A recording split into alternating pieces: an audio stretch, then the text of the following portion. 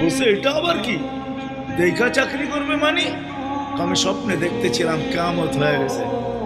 আমি পুলসিরাতের পাশে যে দাঁড়ায় আছি, পুলসিরাত চুলের মতো চিকন, তলোয়ারের মতো ধার। ভয় পাইতেছিলাম এটার উপরে পা রাখবো তো রাখবো কি করে।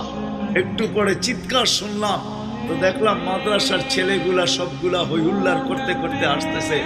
ওরা পুলসিরাতের পা দিতে দেরি, এটা সুপার হাইওয়ে হয়ে যেতে দেরি হয় নাই।